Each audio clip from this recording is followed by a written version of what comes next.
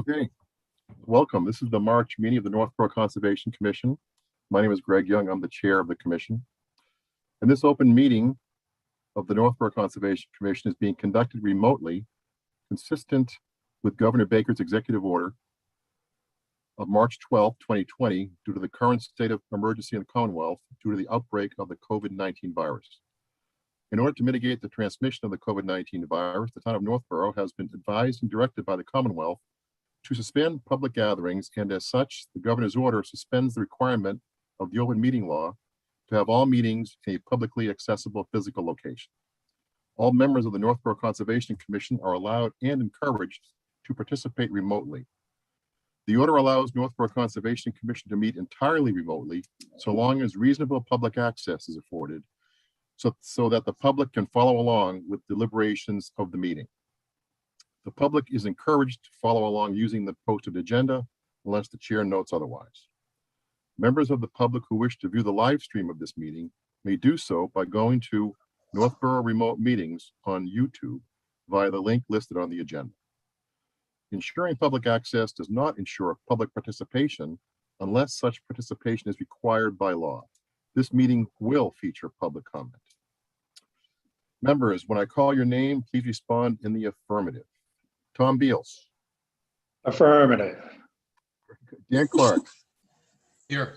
Justin Dufresne. Here. Diane Goldner. Here.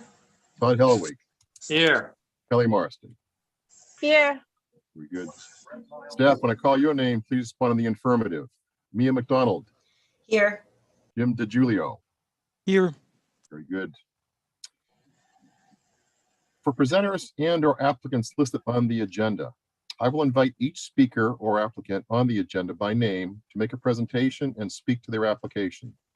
Participants will provide their full name and hold until their name is called. Each speaker will be asked to mute their phone or computer when not speaking and to speak clearly and in a way that helps generate accurate meeting minutes. Those responding will be asked to wait until the floor is yielded to them by the chair. Speakers who wish to respond to the comments of others do so through me, taking care to identify themselves. Each vote taken by the board or commission will be conducted by roll call vote.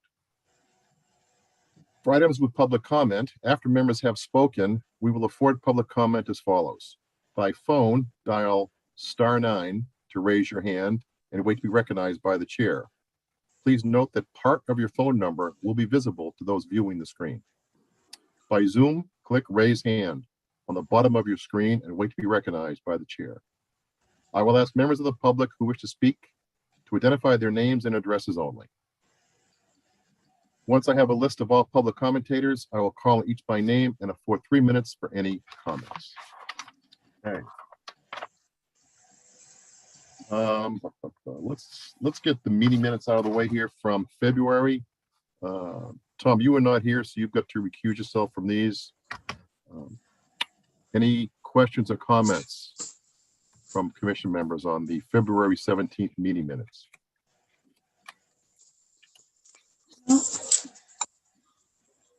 Okay, none I see. We need a motion to accept.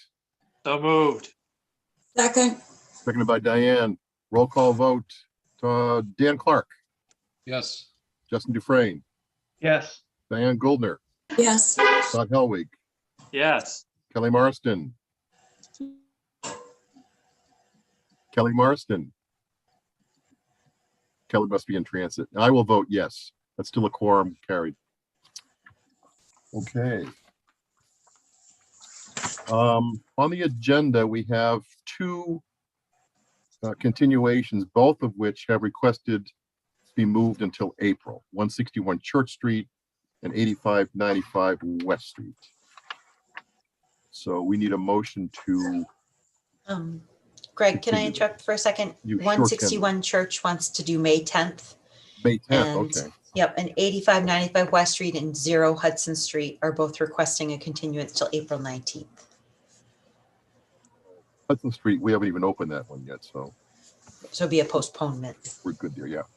So let's, we need to vote on continuation of 161 Church Street and 8595 West Main Street. Okay, I make a motion that we continue 161 Church Street to May 10th Mhm. meeting, correct? Correct? Second. And we want to go both together? Okay. And what about the second one? Okay, I'm sorry, 85 and 95 West Street until April 22nd, 19th. 19th. 19th, I'm sorry. April good. 19th. Is there a second? Second. Second by Diane. Roll call vote. Tom Beals, Yes. Dan Clark, Yes. Justin Dufresne, Yes. Diane Gouldner, Yes. Todd Helwig, Yes. Kelly Marston, Yes. and I will vote yes. So continued. All right. 124 Howard Street. Could we do a vote to postpone 0 Hudson Street till April 19th? Of course we can. I was just working the agenda in logical Oh, order. sure. If you want to jump around, that's fine with me. Chaos will be forthcoming, I'm sure. We, But we can wait if you want. It's just if anyone's here waiting for it. fine. So we want to postpone. We never opened this. Yep, that's right. So we're going to postpone the notice of intent for 0 Hudson Street to April. Yes, April 19th. Okay. Need a motion. Okay, I make a motion that we continue 0 Hudson Street until April 19th. Second. Second by Diane. Roll call vote. Tom Beals, Yes. Dan Clark, Yes. Justin Dufresne, Yes. Diane Gouldner, Yes. Todd Helwig, Yes. Kelly Marston, Yes. and I will vote yes. So moved. Okay. Now we'll jump into 124 Howard Street and RDA. And we should have, whoops, where'd I go? What did I do? Nothing. Mike Lindblom, right, Nia? Yes. Hello. Here he is. Here he is. We got him. Hello. Hey, Mike. Welcome. Thank you. All right. So you want to do an above ground pool. Tell us a little bit about it. Yeah, so we want to do an above ground pool. I would say medium sized pool, looking at like a 16 by 30 inch pool, likely surrounded by some type of relatively small wooden deck. The site is it's a fairly tight site, but there, and the land isn't perfectly level by any means. So there definitely would need to be some leveling and grading done in advance of the pool, not necessarily for the deck. We've had a few preliminary conversations around, given the tightness of the site and some of the stone walls and the septic and the wetlands, of course, exactly how we would get the fill sort of in and out. It would likely be sort of transported out, whether that be manually, wheelbarrow, that type of thing. We don't necessarily anticipate any sort of large equipment going back there, again, due to the way the site is laid out. So it would either be a very small piece of machinery or literally a sort of a manual labor process to level the land. We have do we have a plan Sure, I can share or that. or pictures? Can you see the plan? See the plan? This is from the recent as-built back in December 2019. And the green is the homeowner sketch of the location of the pool. And I do have some photos if you'd like. Well, we said here that we're quite a ways away from the 35, right? Those offsets are the 15 and the 30, because at the time those were the offsets. Okay, fine. How far are we outside the 30? About 50 feet. 50 feet. Okay. Oh, not 50 beyond the 30, But yeah, 50 feet from the wetlands. It would be another probably 25 feet beyond the 30.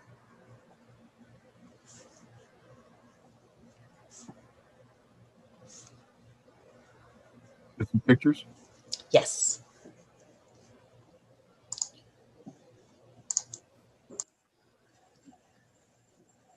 Can you see the photo? Yep. So this is the side. This is me looking towards out towards Howard Street. You can see the wetland in the low area there and a retaining wall just in front of us. So I'm probably about standing where the pool would be. There's a few more photos.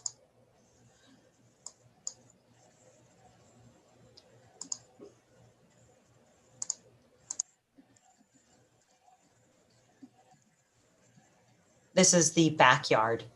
So he was talking about the side access is a bit limited. So there's a patio, retaining wall. There's another retaining wall, I think, that drops down to the driveway. And the septic is up here above this Oh. retaining wall, So we're basically where the pool would be, roughly? just Yeah. about. Yep.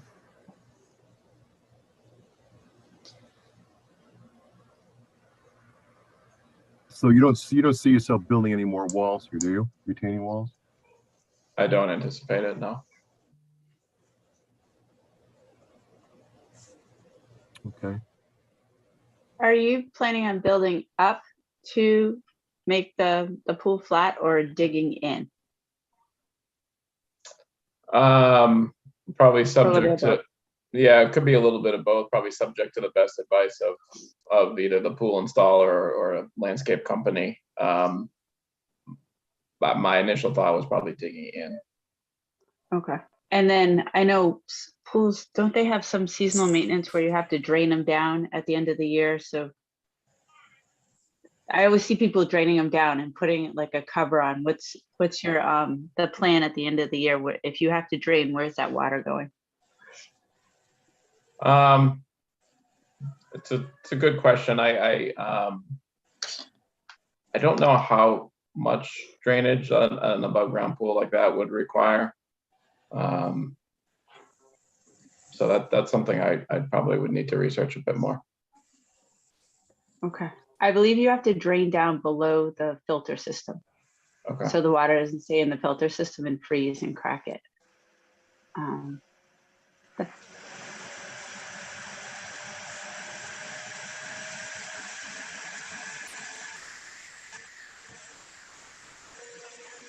But Mia, what are the options for draining, right? Other options, what? Put a dry well in, drain to the dry well, put some riprap in, drain to riprap before it hits the wetlands. Yep, we could require, we could, this is an RDA, so the most conditions you can kind of fit in this is 3. And so maybe no discharge to the wetlands. We could also sketch onto the plan like a little, often pools have a little riprap area, just, little 3x3 of 6-inch plus stone that they can discharge to. And we would want that to be as far from the wetlands as possible. Okay. If the pool is drained down with a garden hose, it's not like you have, 50 gallons a minute of water coming out of it. It's pretty a 2 slow. or 3 gallon a minute flow. And it's not like this is a huge Olympic swimming pool that we're draining down. It's not a huge volume. As long as it was probably discharged on the upward side of the slope, it's going to dissipate right into the grass and whatever the wetlands.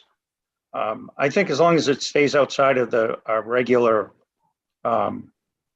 setback, that it's fine. The only thing I would say is that when he gets a better plan as to the location, that we just show that after he meets or gets a contractor.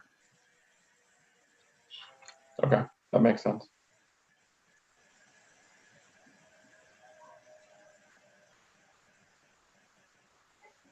So what I'm hearing so far for conditions would be, an erosion control line installed at the limit of work, and that we get a better plan from the contractor that shows the size of the pool, deck, that it's beyond 50 feet.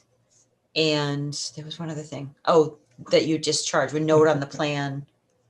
Oh no, that's another separate. So the 3 are no discharge to wetlands and possibly dechlorinated.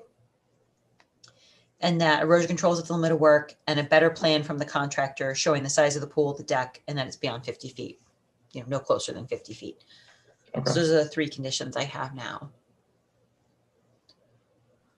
That sounds reasonable and accurate to me. Okay. Any more questions from the commissioner comments?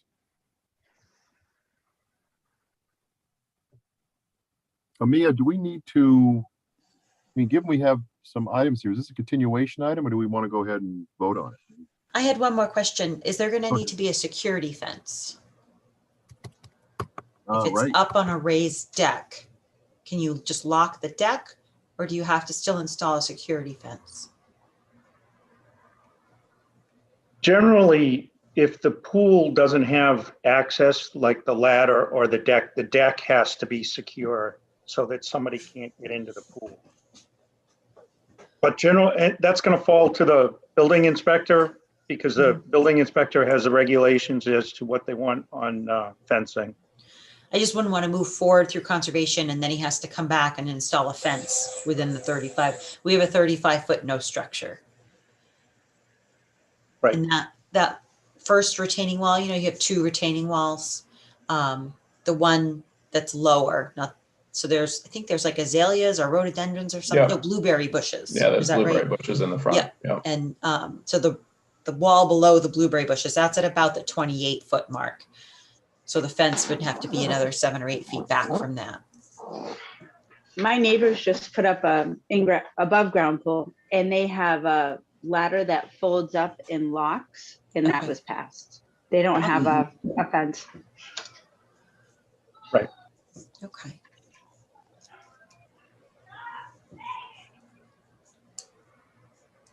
So as long as Mike, you're okay with, the footprint where it is, Yep. I wouldn't want you to come back then later and try to put the fence closer. Yep, no, understood. Okay. No, I'm comfortable with these conditions. As you guys can decide if you're comfortable with it. This seems like a lot to me, a drainage plan, a better plan from the actual installer or pool company. What about a fence? It seems like a lot of open items here still. Okay. I mean, I think as we talked about the drainage, I mean, that seemed pretty simple. Just to go Right. uphill, go upland Just with to it. go uphill and it's a slow flow and I think as it relates to the fence, I mean, I feel like we came to some consensus on that as well, that shouldn't be an issue. Agree on the more detailed plan needed, but I mean, that's just sort of part of where we're at in the process.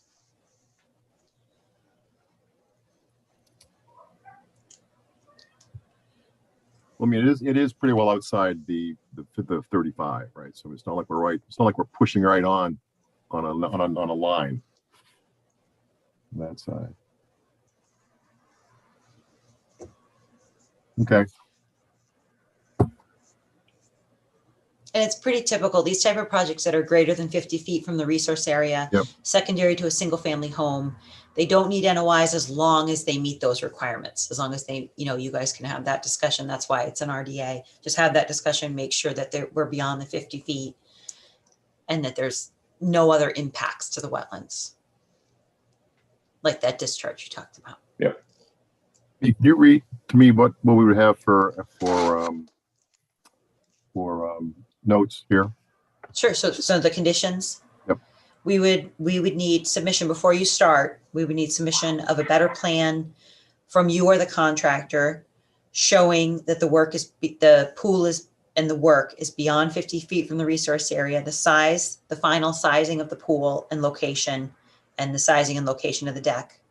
We would need an erosion control barrier installed at the limit of work and then a ongoing condition, no discharge to the wetlands and the water shall be dechlorinated. That plan will come to you Yes. when it's ready. Okay.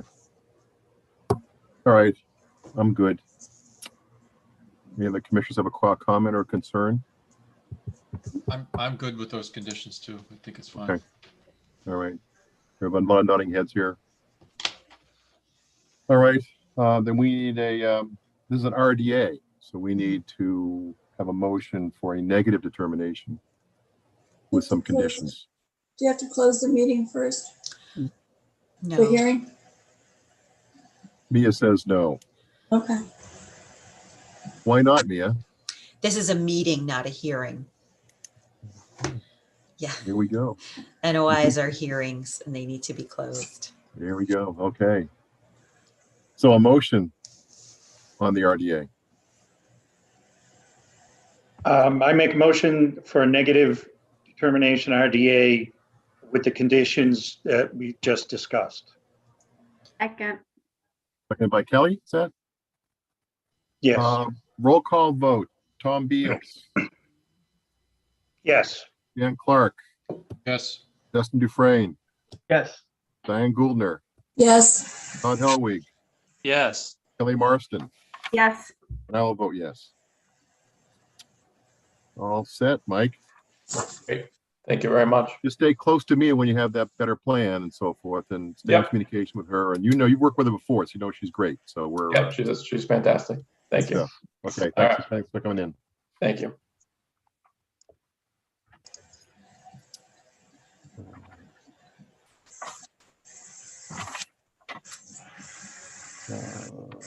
Another swimming pool, Longfellow Road. Notice of intent, Amanda Barber. I believe Tim M is our presenter.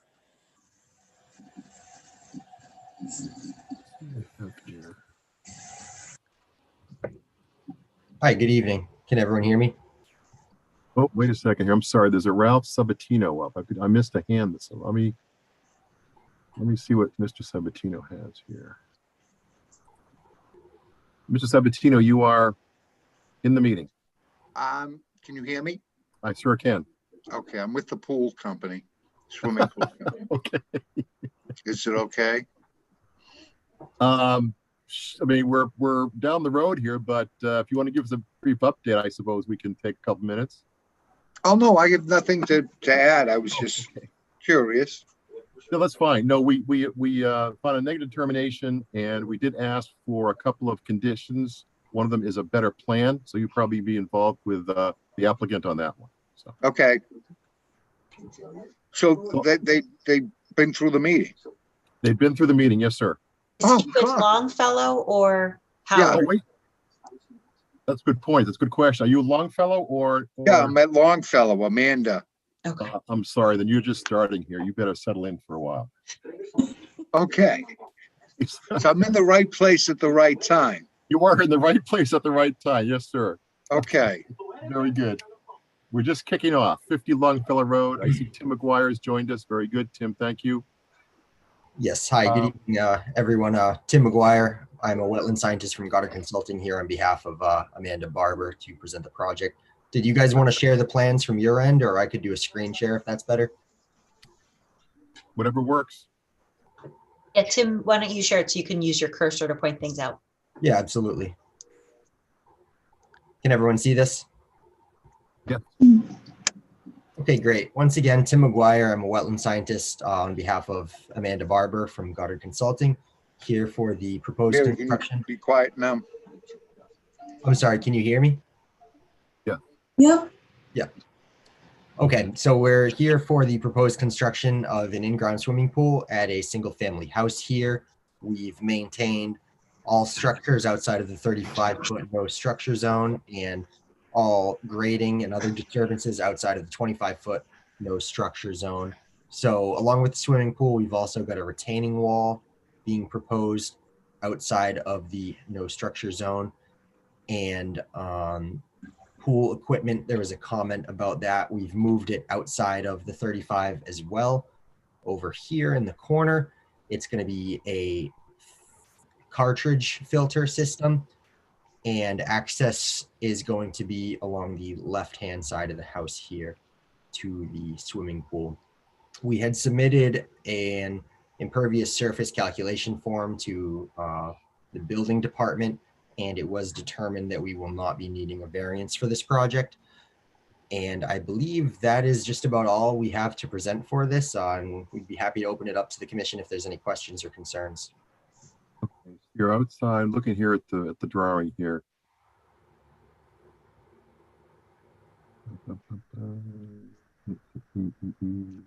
Hey, Mia, how we let that shed get inside 25 feet 35 years ago, right?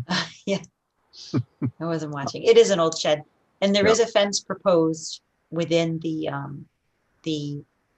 35 foot, but there already is an existing fence. You'll see along the side, Oh, I see this on proposed both fence. sides. Yeah. It's all you'll see the line for vegetation, and the shed is right in front of it. So there are existing fences already within the 35 foot out there. So this fence is replacing an existing one? I don't think there is a fence currently along the back of the property line. Is that right, Tim? That's correct, but there is on either side going just about to the end of the shed.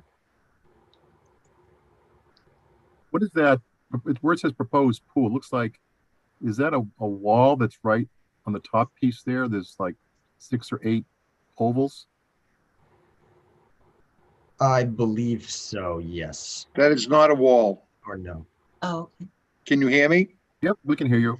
That is just stone coping. It's a piece of rock we put on the coping, on the beam, to give it a little natural look. Because that's right up to 35, right? Yes. It's not a wall. It's part of, it's a the coping on top of the structure. Okay. And then they bring landscaping up to it to naturalize. Do you need to use heavy equipment to get the coping on? Do we need heavy equipment to excavate the pool? Yes.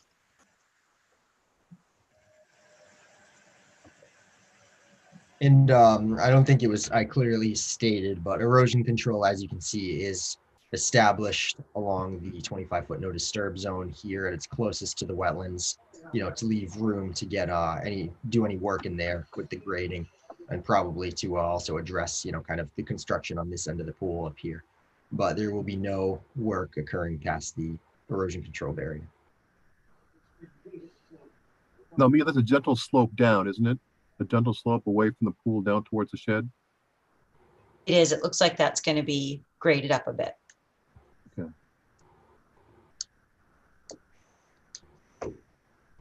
Okay. Tim, do you have any photos of the site you could share? Yes, I do. I think I have to stop sharing and then reshare to get those up, right? So let me pull that up.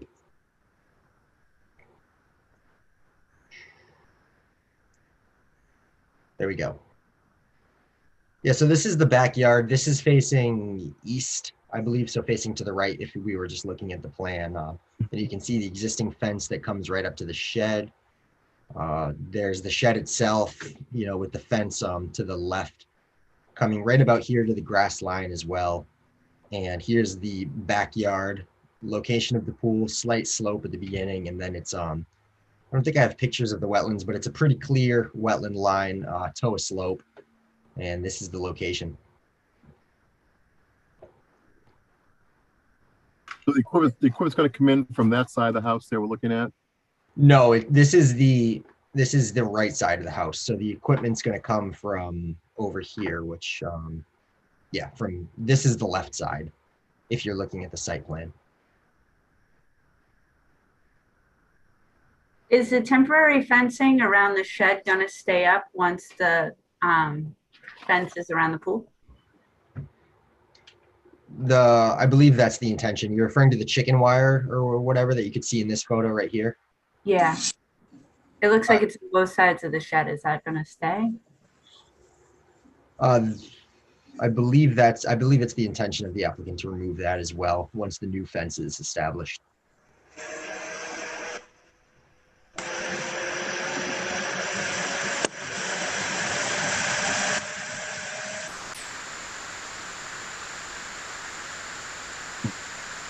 I just had a quick question. Wanted to just confirm the detail on the erosion control. We didn't look at that real quick. Yes, let me pull that back up. I meant to catch you before. Yes. So yeah, it's a staked straw log, and you can see it here. Okay, awesome. Very good.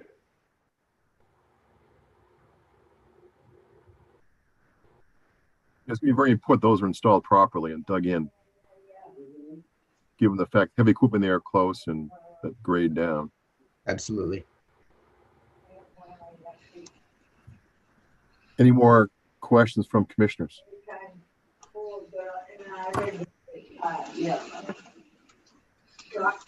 Let me see if we have any attendees with this.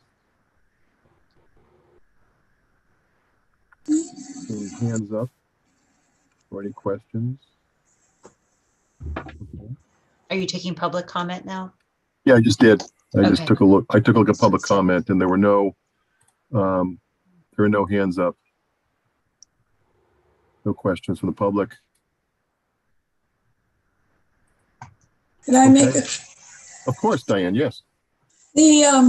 coming in with the heavy equipment and that, are they gonna need some kind of way to clean up the driveway and the road if they're bringing in dirt or taking it out? I don't know that they need a pad, but just to be aware of cleaning up afterwards. Coming in through the driveway, right? Yeah, we'll be Yep. coming in from the driveway. So maybe require street sweeping, daily street sweeping. Okay. Is that something that you would just condition? Yeah, okay. Yes.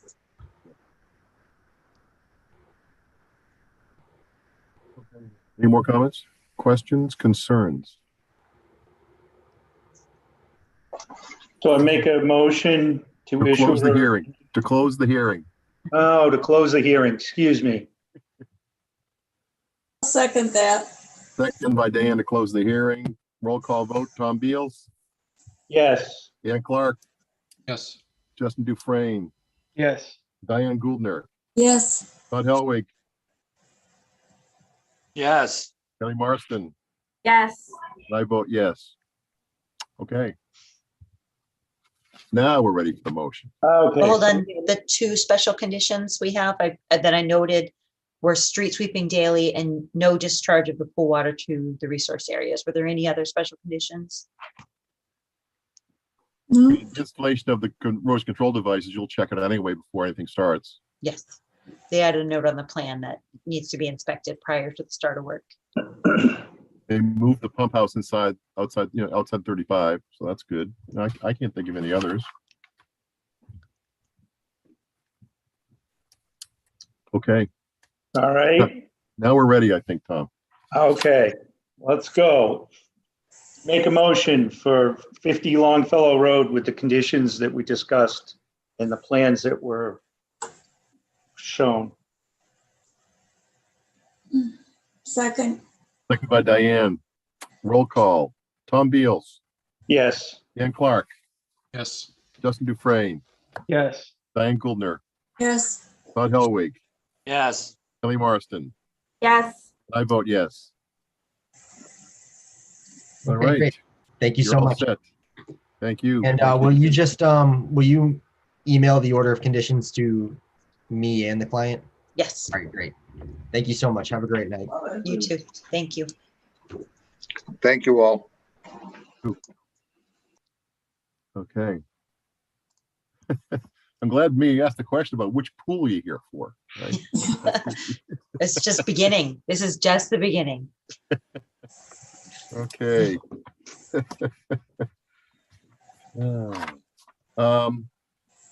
90 West Main Street in NOI. Did you get a DP file number this one yet? No, we have no DEP file number yet. Let me double check the website. I have it up. And Mr. Chair, there is a hand up from the Shoes of the World Foundation. Would you like me to allow them to talk? Certainly. We just wanted to say that we're here. Mitch is there. Mitch is gonna do a great job representing us. So. Oh, you're here for 90 West Main Street. Yes. Oh, okay, good. Very good. Okay, thank you. Okay.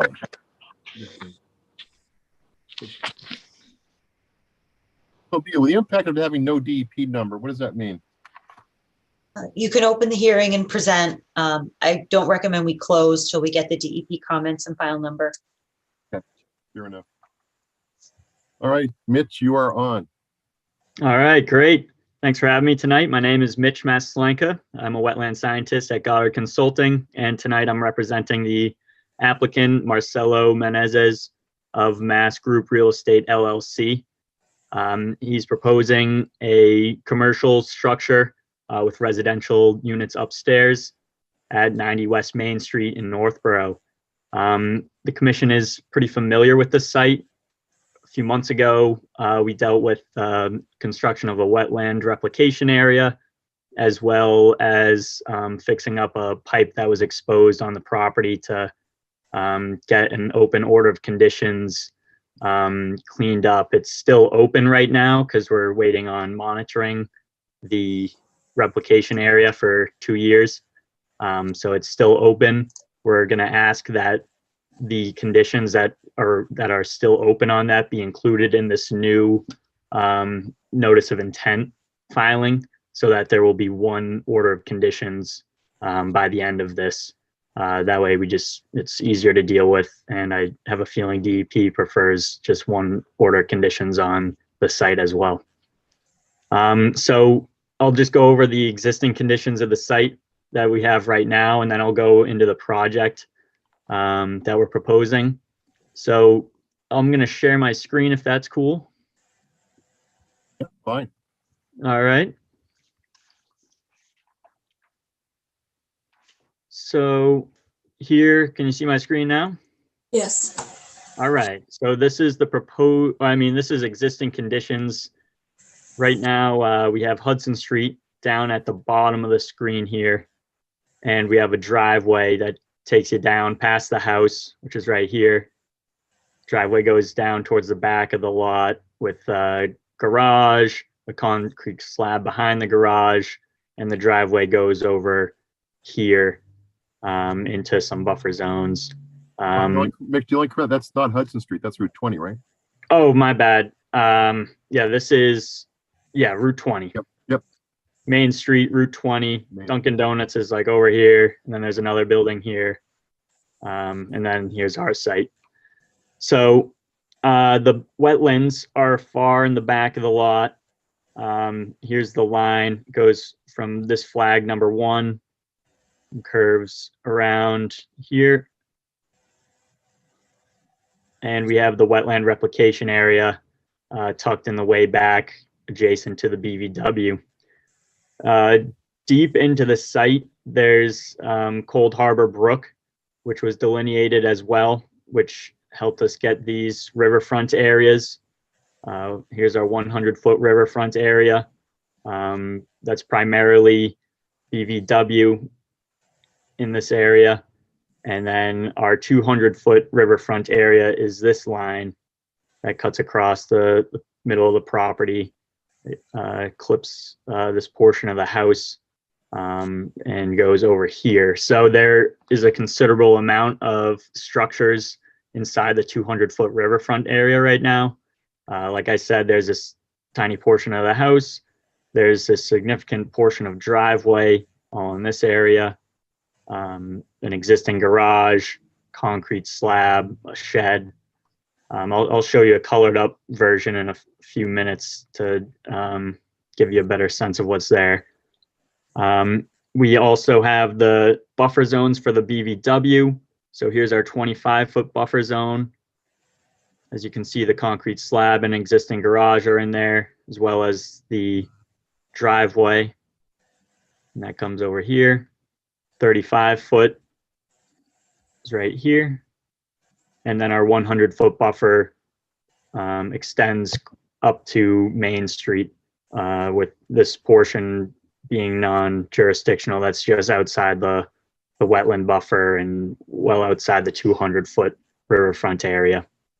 So those are existing conditions. I guess I could, this is lawn in the back here. There's lawn here and lawn in the front of the house.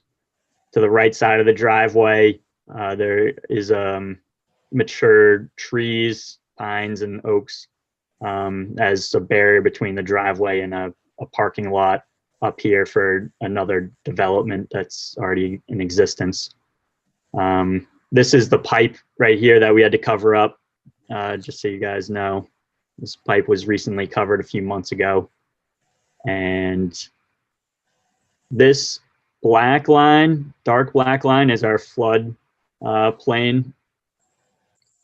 So that will come into play for our proposed development, which I'll get to in a second. I'm going to stop sharing my screen and show you guys some colored up pictures. That way you guys get a better view of what's going on here.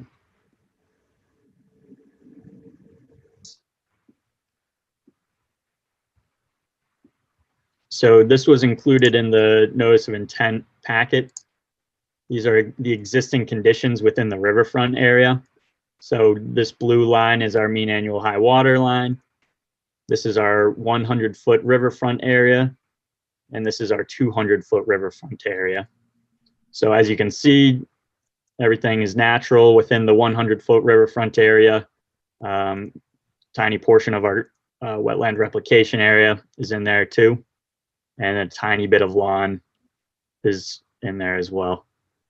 Within the 200-foot riverfront area, we have the driveway, which is this gray area. We have that tiny corner of the house. We have the existing garage, the concrete slab. This yellow box is the shed, and then a tiny sliver of upland is here. That's Japanese knotweed. And over here is our native natural upland within the 200-foot. This light green area is lawn right now. So the 100-foot or the 200-foot riverfront area is pretty developed at the moment. I'll scroll down. This was also included in our submittal. These are the existing structures within the BVW buffer zones right now. So we've got our 100-foot buffer out here and our BVW back here with our 25-foot and 35-foot buffer zones. So we've got the concrete slab, the garage, the driveway, and the house. So we have a significant amount of development within the no structure and no disturb buffer zones. So that's our existing conditions at the moment. Are there any questions before I move on to the proposed conditions?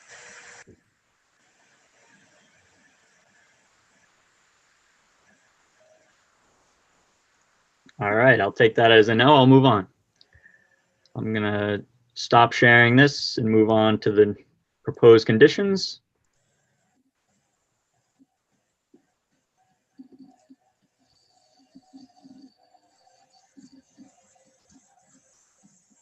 Okay, so these are our proposed conditions. I'll zoom in a bit. So back here we have our BVW. These are the existing structures again.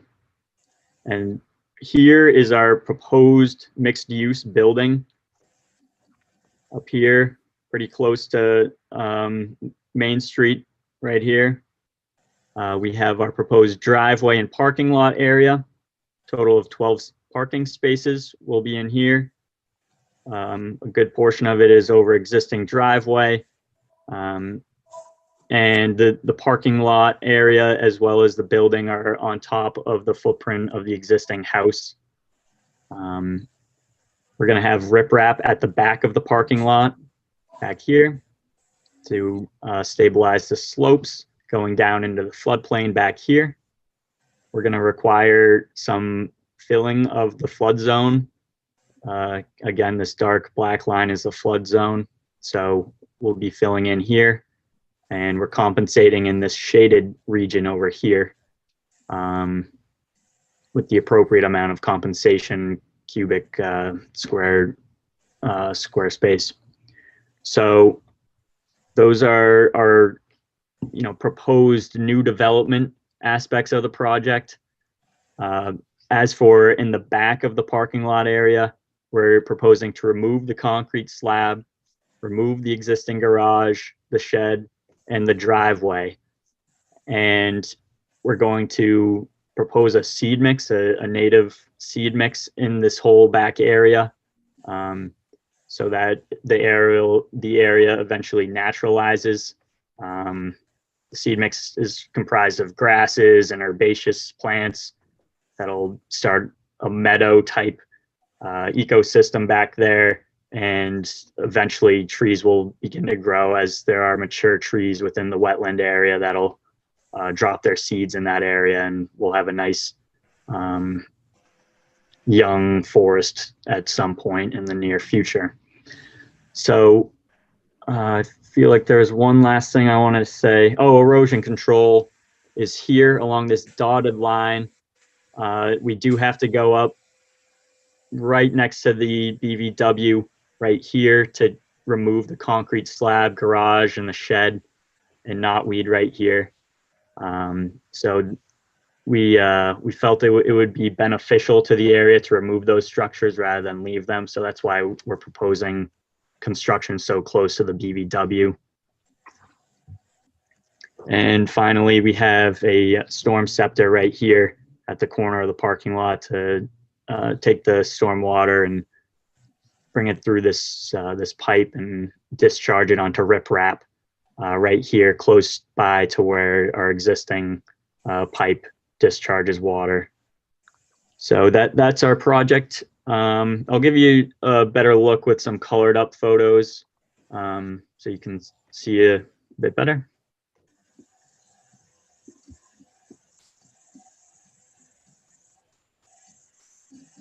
So these are proposed conditions. Since I submitted this proposed lawn area, we've changed that to a proposed native seed mix. So this is no longer lawn. This whole area will eventually become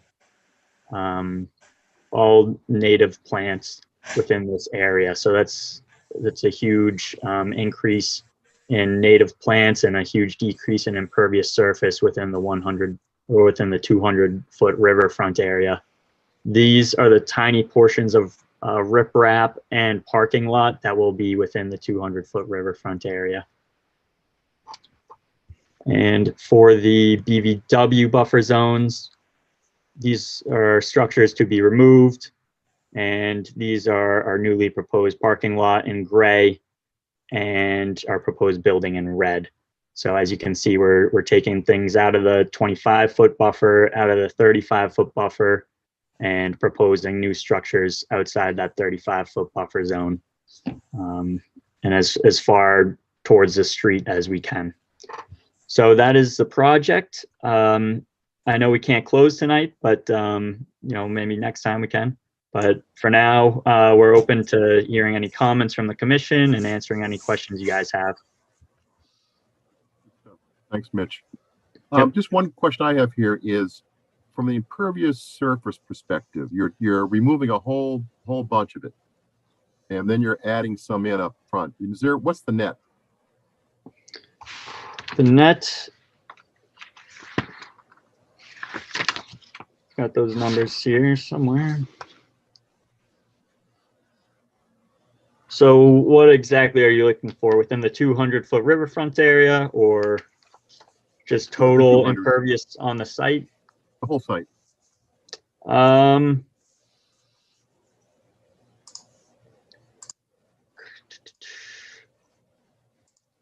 Couldn't tell you the whole site because I don't think I included any of the stuff up front in any of my calculations. Let's just stay within 200 then. I mean, the proposed parking lot. So, yeah. All right. In the 200-foot riverfront area.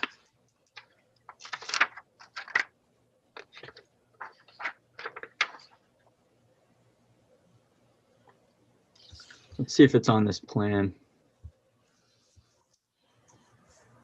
Mitch, there's a breakdown on page 2 of the first NOI submittal of existing conditions. Okay. So existing conditions, We've got- total riverfront area on site is just over 28,000 square feet. And our total natural riverfront area existing right now is just below 20,000 square feet. And our total developed riverfront area, which includes a lawn, was just over 9,000 square feet. Um, And then I think on page 6, you have proposed conditions. So the proposed developed riverfront area is 9,200. Yep. Yep. So that actually has changed now since we 'cause of shifted the lawn. lawn to native seed mix. So I guess I don't have that exact number to give them. I'd have to do some calculations. Yeah, I'm just wondering, just from, I mean, the overall, my overall impression initially here is, I mean, we're picking up a lot of good area back. You're gonna and we're moving things away from the zone, the area. So I mean, overall, it's fine. I was curious, are we adding more impervious than we're taking out or not? That's all.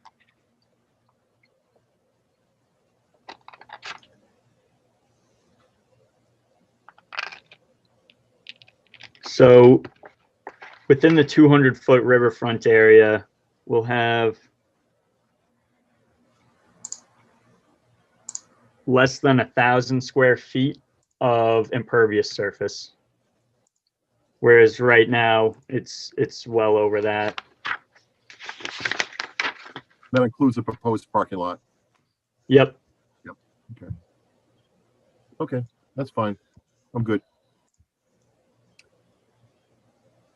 Yeah, these are the numbers: 620 square feet of parking lot here, and the riprap. Oh, that was the riprap, is 620 square feet here, and parking lot is 290 square feet, so less than 1,000 square feet. We're picking up several thousand square feet. So, okay, good. Thank you. Other questions from the commission? Comments? I just got a quick comment. That was mentioned that there's Japanese knotweed. So I don't know if we could maybe address the invasives a little bit, especially where we want to see that go back to natural. Yep, that was going to be part of our proposed plan. We were going to take the erosion control, put it right at the boundary of the BVW, and take out the Japanese knotweed, which was considered upland during the delineation. So that'll be taken out right here next to the garage. Yep. So we'll address that, and yeah, especially since we'll be making it a natural space, we'd want to get that out of there and make sure that doesn't spread. Right.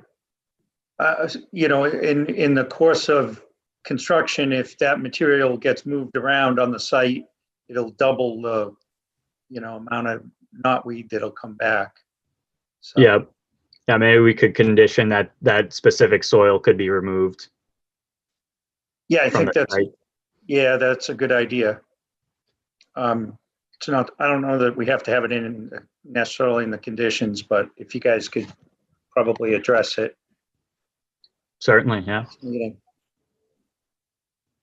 Elsewise, I think it's a gain in riverfront area open space, so I'm okay with it. Thanks, Tom. Any more questions or comments from the commission? Concerns? I would just second that it's sort of, it has a good feel about it. I think it's doing the right thing for the site, and especially where it is located on West Main Street. Good. Thanks, Todd. I had a quick question. Go ahead, Dan. In the natural area that you're going to seed, do you have a maintenance plan associated with that, or are you just going to seed it and kind of let natural succession take over? Or?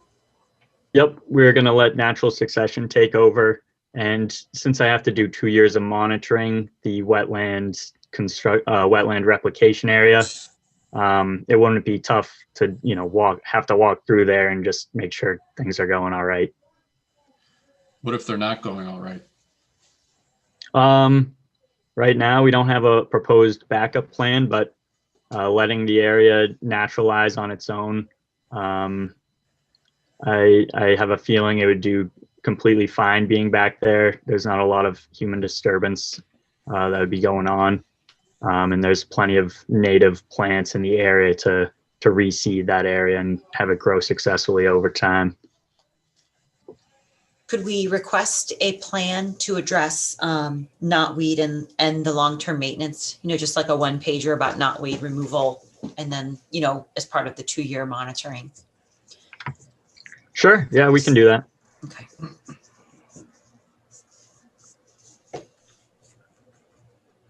Good, Dan, good for you? Yeah, it's sometimes when you're surrounded by lots of invasives, it's, if the native stuff can get established, maybe they can outcompete the other stuff, but sometimes it's a challenge. Okay, put that in some writing. Good. Anybody else? Just a couple quick things on my end. Just wondering, Mitch, I saw kind of near the back where the loading was, maybe a dumpster over there. Are you going to do any type of enclosure or anything around the dumpster? I know the wind I don't kind believe of blows pretty anything's- good through here. So any type of like fence or anything just to keep anything from kind of blowing outside of that area and getting back into the wetland maybe. Yep. Yeah, we had a guardrail, but we can look into, you know, getting some sort of barrier to block trash and debris from getting blown away. And then the only other thing on my end, which, you know, I think this is a great plan, good improvement, like echo Todd's, you know, sentiment too, just about being, you know, West Main Street, kind of what would kind of fit better in the area. Certainly this seems like it. Just wondering, I saw there's a storm scepter taking that parking lot area. You know, I don't know if Fred's looked at it or if DEP might comment on it, but typically that's not usually your last line of discharge just from a storm scepter catch basin. Usually it would have to go through a little more treatment than just one single storm scepter. So just kind of wondering, you know, I don't know that there's a whole lot you can do. I wouldn't want you to have to go and put a basin back there or anything like that. But I mean, it does discharge kind of right to that point in the wetland. And I don't know if there's a way to incorporate maybe even some type of really flat swale or something like that that might promote a little bit of infiltration from that before it actually gets into the wetland. Yep. So right here, the edge of the riprap. Oh, hold on. Let me switch my screen.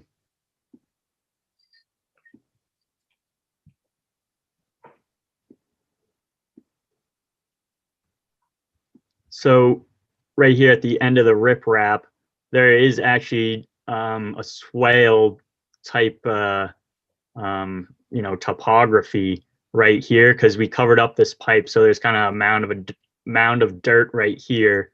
It dips down right here and then back up again. You can see the grades there.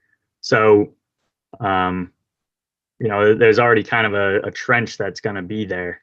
Is that going to be fine with you? That little stretch. I think so. I mean, I guess I just look to, you know, if you guys are obviously, you know, meeting infiltration requirements on the site, you know, things like that you need to meet for the stormwater management guidelines, I think you're good. I just know quite often just a storm scepter by itself isn't usually considered kind of full treatment for stormwater.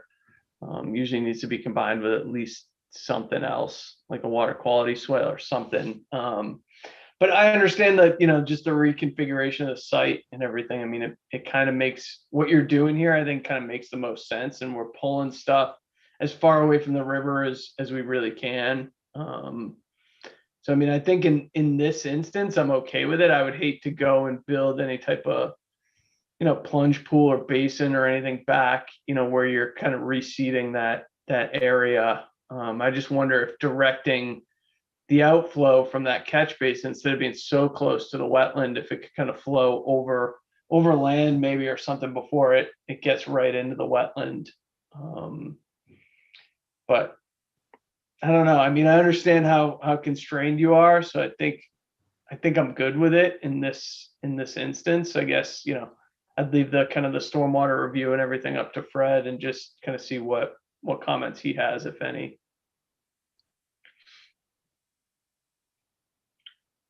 Any thoughts on that? Was that for me? The stormwater management plan met all the infiltration requirements for pre and post. But I do see what Justin's saying. If we could, utilize any opportunity for infiltration prior to the storm scepter, and we haven't received sign off on DEP from it yet. Okay. I mean, I think in this instance, I'm fine. Like, we're pulling stuff so far away from the river. I think it's a good plan. It's, it makes a lot of sense here.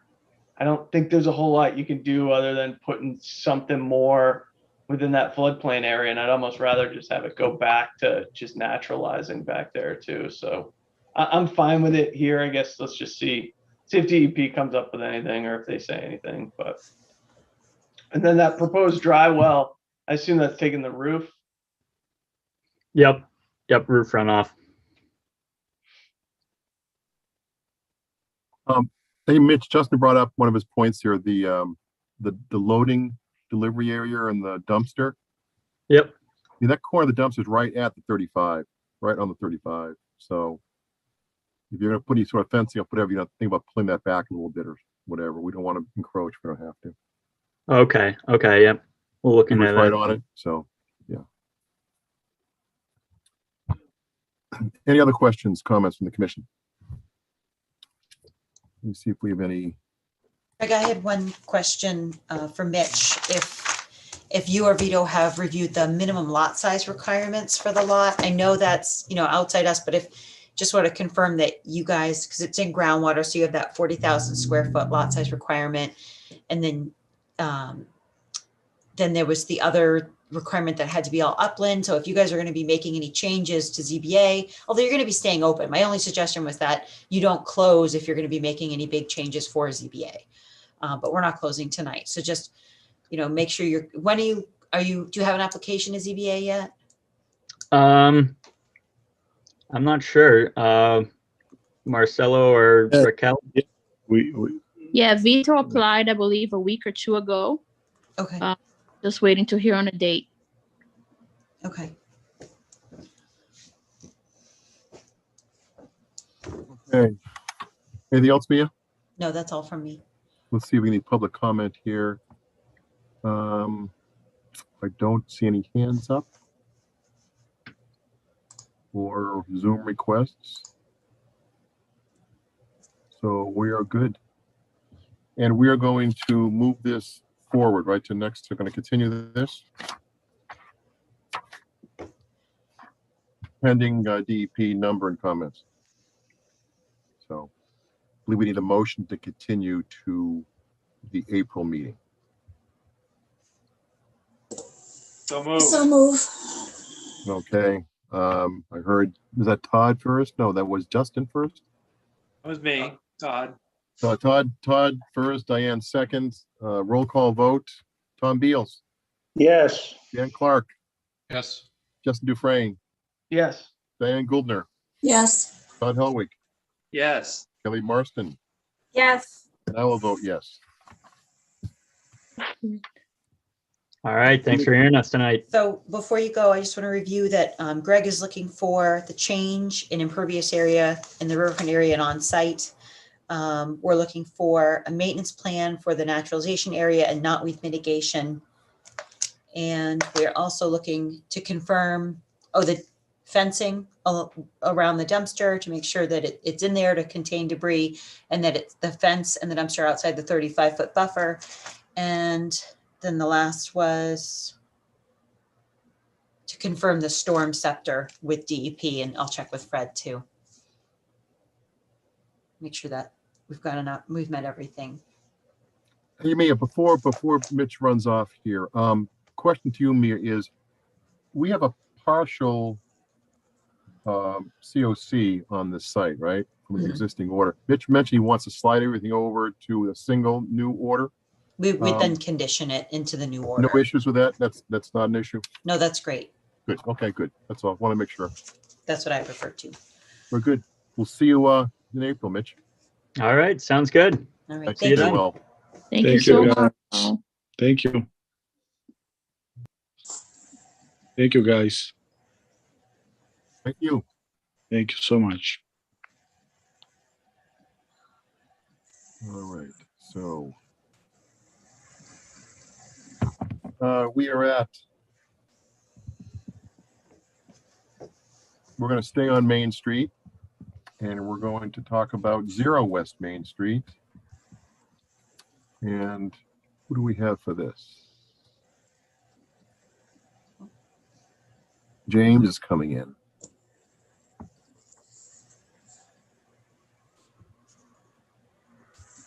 James, you're on mute.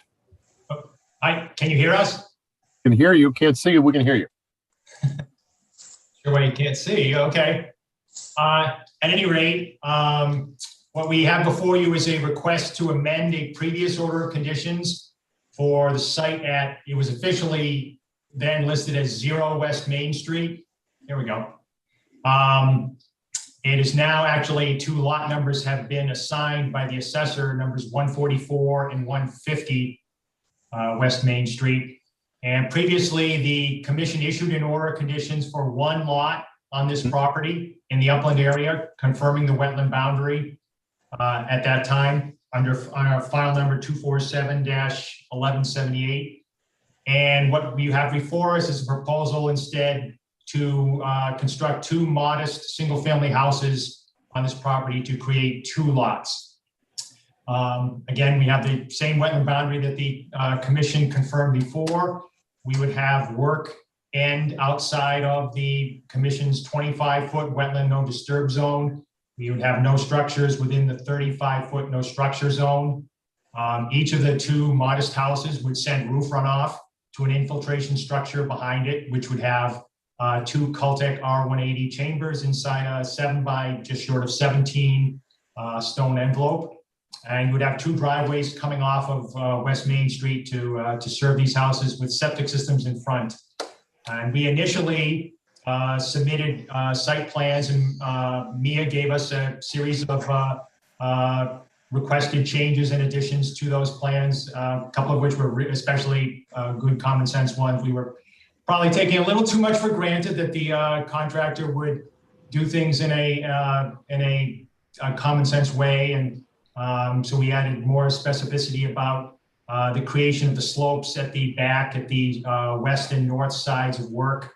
That would be done first, and the grading would be set up such that runoff wouldn't be coming down the site to that. We propose now on the plan on sheet G2 locations for temporary settling basins and a temporary diversion swale leading to it. We also added, at Mia's suggestion, more information in regard to stockpiling and calling out that because it is a fairly significant amount of material that needs to be brought to the site, calling out that this would sort of happen in stages. There wouldn't be one giant pile, which they try to maneuver around, but it would happen in at least 2 different stages of material coming to the site, being spread, creating the slopes at the north and west sides of the development, and then more material could come along. And I just want to note quickly, the total alteration with the 2 lots is 33,000 square feet. And counting the area of the 2 modest houses as being infiltrated, the total impervious cover on the lots would, lot A would be 10.9% and lot B 5.9%. One of Mia's points was asking, had we submitted per the usual groundwater protection district rules, a set of calculations to Fred, which we have not submitted yet, but those are the numbers we're going to Mia pass along to Fred. So I guess the bottom line is, I would say we're proposing to work on a site where you previously gave an order. That was for 1 house. This is 2 houses, 2 modest homes. And the limit of work and the location of structures respects your town bylaw limits for no disturbance and for structures. And I guess I'll just try and take any questions. Can we put a plan up here? Take a look. Sure. Yeah, Mia, sheet G2 is probably the best one. If you could put that up.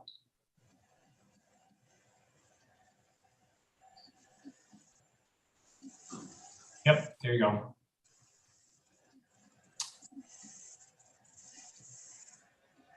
So again, we tested in the fronts of both of these lots. There had actually been tests previously by Waterman Design Associates in the area of the more southerly lot. Lot A, and we added one more test there, and we did soil tests also on Lot B, the more northerly of the two. The septic systems would be up front. Another one of the additions to the plan since the initial site plan submitted is that we added more detail because we had worked out more completely the septic systems. So you see in front of the house on Lot A, you see a tank and a pump chamber location. On Lot B, you see just the tank location. We had a little more separation of groundwater there where we didn't have to do a pump. Are these going to be ranch houses? Yes, the elevations there that you see on the plan, basement floor elevation, that is going to be, it's a slab foundation that these would be on. Okay, okay. Split entry. Split entry, raised ranch. Got it. Okay. Okay. And I remember walking the site with who did you walk the site with, Mia? Was it Brian Waterman maybe? We walked the site the first time when it came up, and there was a load of materials being brought in. I mean, what are we talking in terms of how much material are you going to truck in here for this? I don't have that number right in front of me. I know, actually, I think on one of the plans, it talks about 1,800 cubic feet each in the two stages of filling.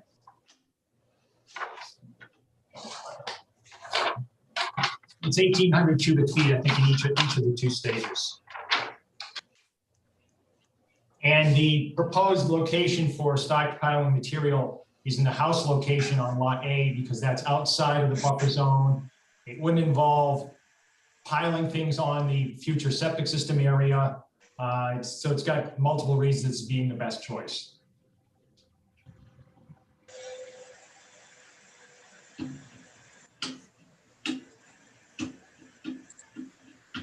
The slopes in back, if I remember, they come down, they're pretty steep, right?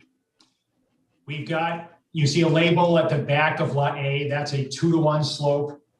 And you have an area outside the driveway on Lot B, the more northerly lot, of 1-to-1 slope. And we propose a timber guardrail actually beside the driveway on both lots.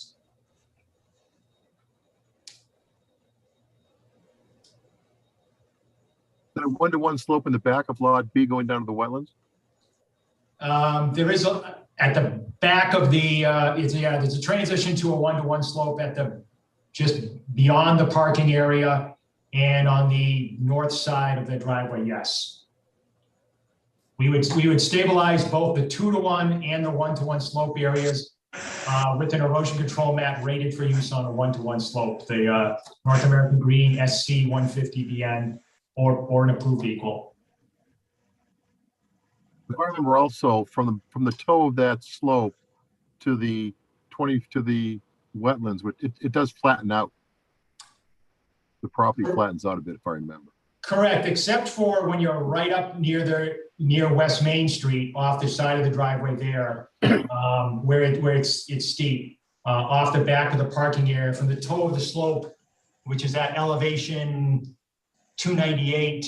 You only get to elevation 296 over about 30 feet or so. So it becomes a fairly moderate grade. 2 feet in drop in around 30, so 1 in 15, 6%.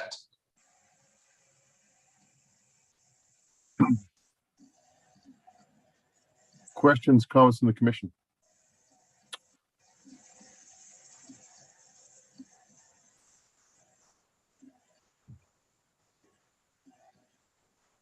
James, what were those numbers for impervious on Lot A and Lot B? Sure. Again, taking out the houses being infiltrated on Lot A, the impervious, which is essentially the driveway area at that point, Lot A is 10.9% and Lot B is 5.9%. And that's, we had that on sheet D3 of the site plans. Okay. In the notes on the general notes on the sheet. What does the existing order of conditions say? The existing order of conditions had one house there, and so it had less total impervious, both from roof and from driveway.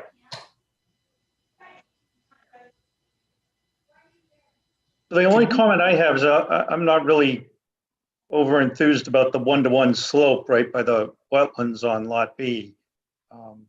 Elsewise, the rest of it, the 2-to-1 on the other side is acceptable, but I don't know, that's an awful steep slope to go right down to the wetlands. Well, it's down to the stopping at the 25-foot no disturb zone. So from the toe of that, you would still have 25 feet horizontally. At the very least, much of that is more than that.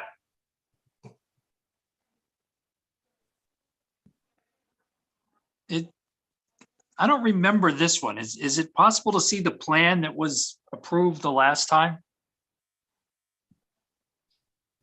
Sure, let me grab it. It was pretty much Lot A last time, wasn't it? I think it was a combination where the house was closer to where Lot A's house is, but the driveway was coming in almost where Lot B's driveway is. I thought it was short here. I have the last mistake. So it's kind of common. Can you see it? Yeah. Goodbye. Is that it right there? Yes. Yeah. Can you bring it up? Can you make it a little bit bigger without losing? We may lose. Okay.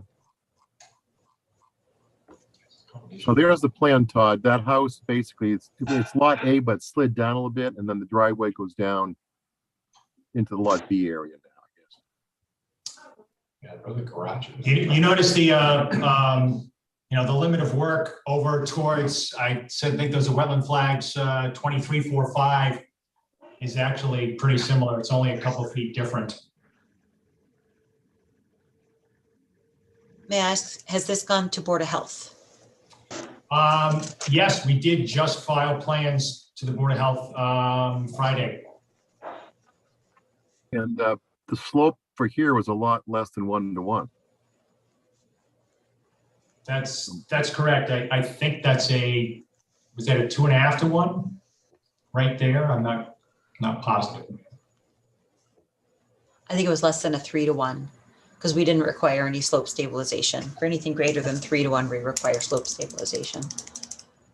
They actually probably should have shown guardrails there, but the Mass DOT standard for how much drop you have, but not a biggie.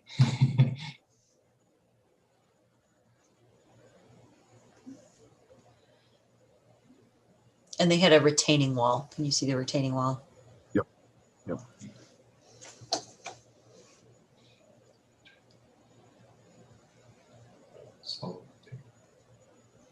So I'll be honest, that I'm uneasy. The thing leaves me a little uneasy. It's like shoehorning a lot in there with that slope, and it's right at the, as soon as anything goes wrong, we're going to be in the no disturb area. And I just keep thinking of the ones we've had recently where we've let them do this and we've had problems. And, my only response, Mr. Hellwig, is that really long term, and maybe this just is a personal preference, I'd rather have the slope than the retaining wall, because I don't know, I'm just always leery of the retaining wall just losing batter, cracking or turning over and being worse to ever try and fix than simply a sloped area. Yeah, let's go back to the plan, the current plan, if we could. There we go. Thank you.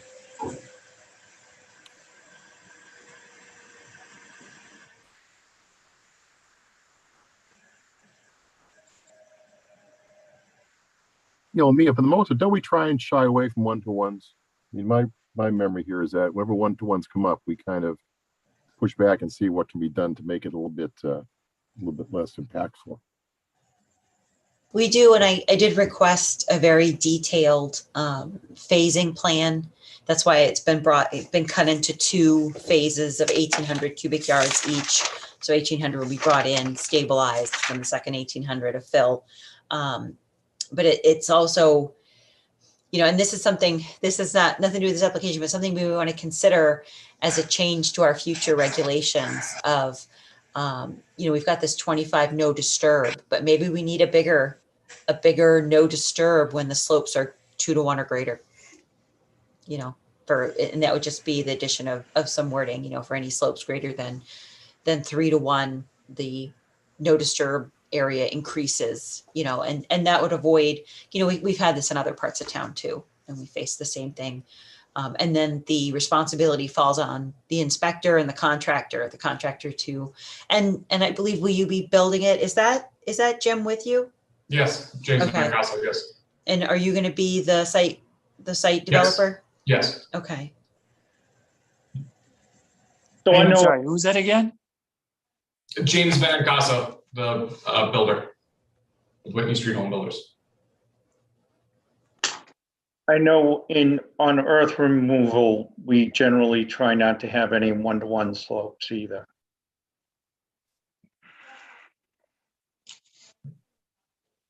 Not to bring up the past, but Mr. Venicasa, I think we've had trouble with some of your sites before. We did the one, I just did the one on Pleasant Street just recently, and I didn't have any issues. Thinking about Davis Street. Oh, that was my father, a different guy. There's a lot I of. haven't talked to him in a long time, 10 years now, well, close. Again, to the point of those slopes, what we say in the construction sequence is that the first batch, if you will, or stage of fill will be to create those slopes and leave. For instance, if you're looking on the back of Lot A behind the driveway where the top of slope is elevation 308, the proposal is that slope is created and that grade up to 308 is created and stabilized, but that immediately behind it in the area of the driveway, that grade be left lower than that. Maybe it's 307. And so as construction first starts, those slopes are created, and runoff that goes down that driveway or comes from the area of the house doesn't immediately overflow those slopes as they're getting stabilized, but goes to that temporary settling basin. And the same thing on Lot B, where the slope, there would be, in effect, there would be a lip where the slopes that are first created, these 1-to-1 and 2-to-1 slopes, would be higher than any of the adjacent driveway, so that slow doesn't go over them as they're getting stabilized. Where is the base? Is that the one that's outlined in? Yeah, you see the TSB notation at the on each lot, a thick line, dashed line at the sort of the corner of the parking area. Yep, got it. Yep, on Lot A and the other one, yep. On Lot B, on the 1-to-1 slope and back that we're talking about, how long of a slope is that? What's the distance from the start of that slope up on top to the foot of it down by the 25-foot mark? Sure, that's, well, it's going down from elevation 308 to elevation 300. So it's 8 foot in that area directly behind the driveway as you come down. And then from that point over to the wetland is actually, in that area, is more than 40 feet.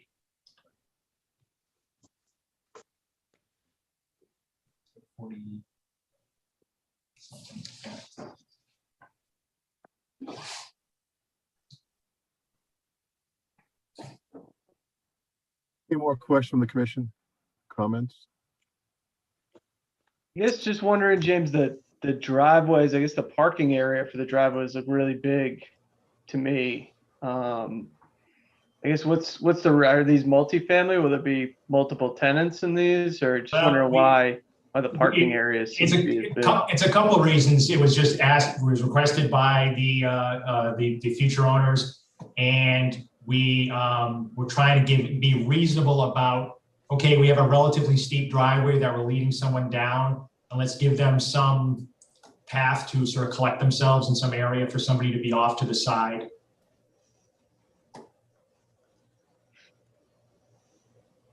Okay. Yeah, I mean, I guess just on Lot A, it just seems like a really, really big parking area back there behind it. But just looks a little different than a normal house. Sure. Yeah. Parking. And that's why we felt we had to include on sheet D3, the impervious percentage, again, per the usual groundwater protection district rules, assuming that taking out the house is being infiltrated, what were those percentages? And that, of course, Mia had asked that specific question in her initial comments. I guess my thought with them would be, is there any way you could combine the driveways into that middle driveway and just avoid the one for lot B altogether and just do a shared drive between the two of them, which would eliminate the one-to-one slope and probably a lot of impervious area over by the wetlands. But different folks don't want to be tied in. That could do it. They ideally wanted to. Yeah. I guess the real response is that the buyers wanted the lots separate. I see your point. I think we considered that, but the buyers asked for they didn't want to be combined. yeah.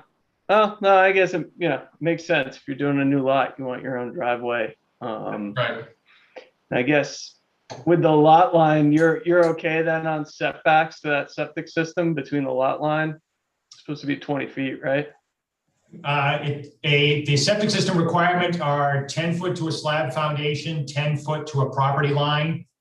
Okay. These actually meet that pretty easily.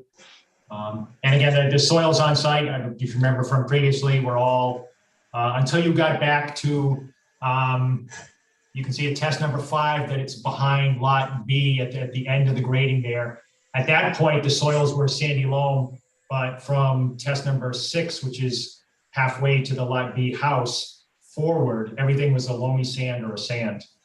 It really was terrific materials for septic system.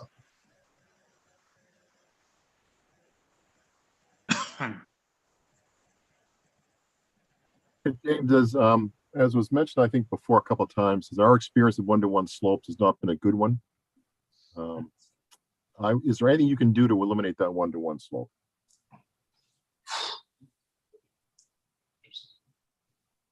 The immediate choice would be a retaining wall, but I'm not sure really the long term that's a huge improvement. And the other thing, again, in this case, it's really a very small drainage area that can get to those slopes, especially off on the right side as you first come down the driveway. There's really nothing except for a little bit of driveway, maybe half of that driveway, and those slopes themselves that can contribute runoff to them. I've seen slopes fail. I don't remember seeing any retaining walls fail, except during the period of time when they were being constructed right on the edge of the wetland. But if someone else can remember something different on the commission, I'm happy to be corrected.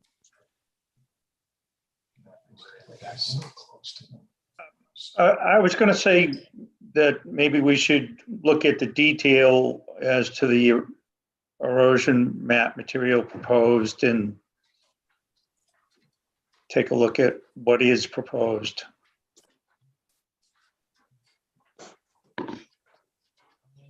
And I would just think, note you could avoid it if you put the two driveways next to each other and, move the house over to the right a little further. Then you wouldn't need the one-to-one. Quickly, one of the problems there is that your wetlands bylaw rule requires a septic system leaching area to be outside of the 100-foot buffer zone.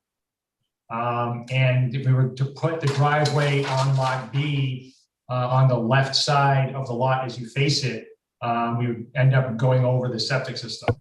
And along with a maximum 3-foot cover, you're always supposed to try and avoid putting your septic system under a driveway.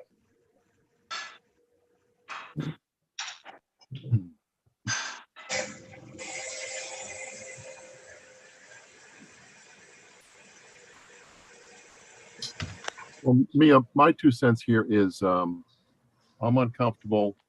I would like to see alternatives, whether they are an in-depth explanation about why this current plan will work with the erosion control devices in place or some other alternative to eliminate the one-to-one. Is that possible, James? Could you go back and review and look at alternatives for removing the one-to-one slope? Sure. Again, the first thing to mind is if it would be a retaining wall. Approximately 4 feet would lessen that to around a 1.5 to 1. Would make it 2 to 1. And the retaining wall would have to be just outside the 35.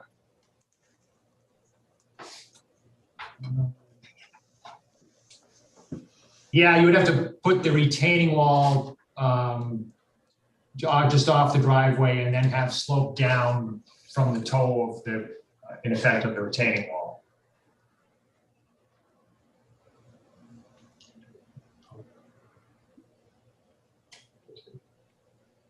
Well, that's my personal input here. We can, there's you've heard some of the commission's comments here tonight.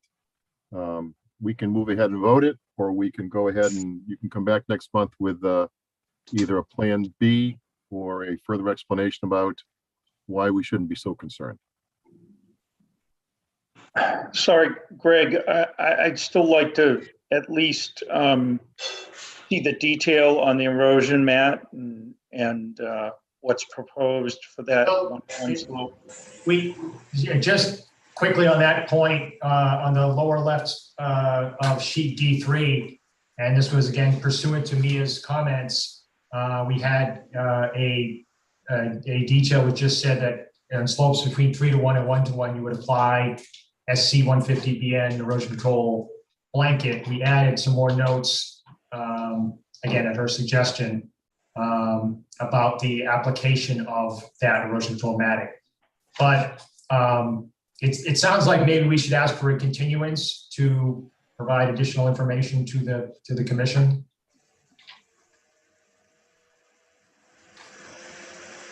Fine. Then let's move ahead with that continuance, if you propose that. Okay. Yeah. Did you want to take ask public if there's comment? other input, but I'm sorry, I didn't catch that. Any other input or public comment as well? Yeah, I wasn't, I'll take a look. We only had 2 attendees. I see no hands up or Zoom requests. Going once, twice. We're good. Okay. Okay, so we needed a motion to continue the request to amend the order of conditions for 0 West Main Street. So moved. Hellweek, is there a second? Second, Tom Beals. Tom Beals. Roll call vote. Tom Beals. Yes. Dan Clark. Yes. Justin Dufresne. Yes. Diane Gouldner. Yes. Todd Hellweek. Yes. Kelly Marston. Yes. I vote yes. Okay.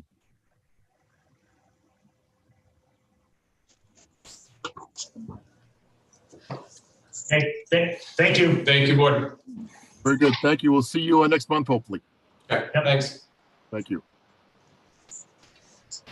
Okay.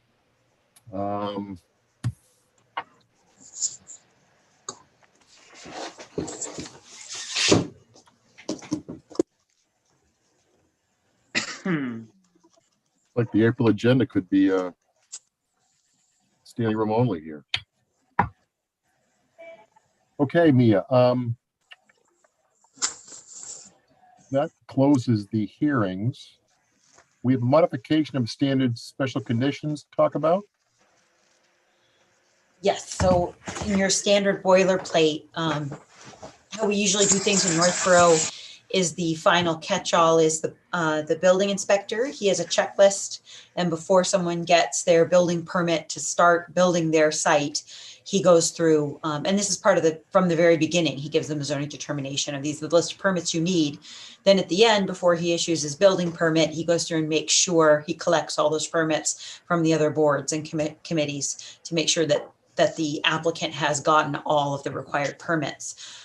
So we never put anything in our order that says, before you start construction, you will have everybody else's, all the other required permits from the other local boards and committees and departments, because it's always been the building department that caught it. So we recently had a site that tried to initiate work under just an order of conditions. And since we don't have that in our standard order, and there's nothing in there to prohibit it, they actually can start work. We are helpless. I'm helpless to stop it. It would be, the building inspector would go out and determine what work can be, and that's what happened. He went out and tried to gauge exactly what work could continue without the other permits, and it was pretty messy.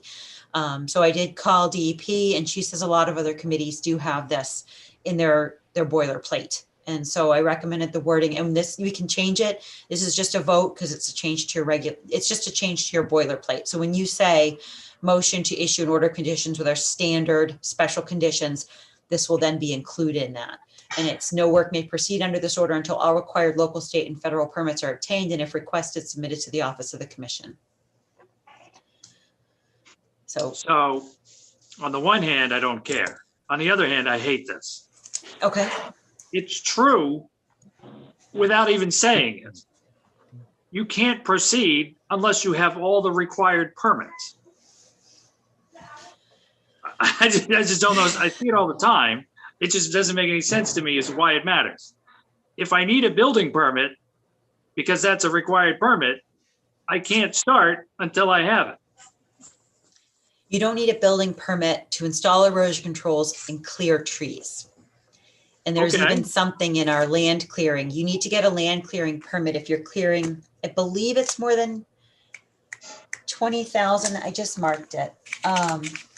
It's in the zoning. Oh, and for the record, there's been some discussion on social media.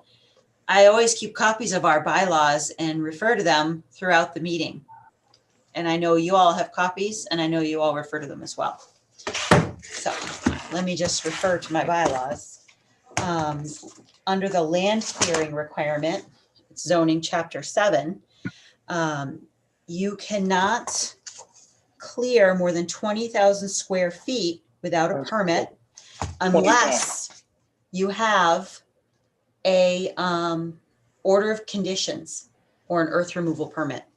So in this specific case, this applicant of ours, this was 5 Barefoot, the daycare facility, proposed daycare facility, currently was denied by the zoning board and is under appeal with the state. So therefore, no building permit has been issued, no ZBA permit has variance or whatever they're even going for. I don't have that in front of me, has not been issued. But under our current zoning regulations, that site can have erosion controls installed and clear as shown in the plans. Then it becomes gray. How much site work do they need? It becomes an item by item. Can they start putting the parking lot in? Well, let's check with the building inspector. Do you need a permit for just a parking lot? Can they put a stormwater basin in? Check with the building inspector. Can you put a stormwater basin in? And it gets very messy. So instead, it would have been much more helpful. And you know what? Mass DEP also said that this is something that sometimes people put in their a la carte, like a common condition we add is, trying to think, like the ones we just added, all those were RDAs. Permanent barriers. We often talk about, does this site need permanent barriers? And we review it site by site. That's not a standard. We could do that with this as well. We can make this just an a la carte. Hey, is this the type of site that we want to make sure they have all their other permits before any work proceeds? I'm going to revert to my first comment, which is I don't really care that much. Everybody does it. It doesn't hurt anything. So why not?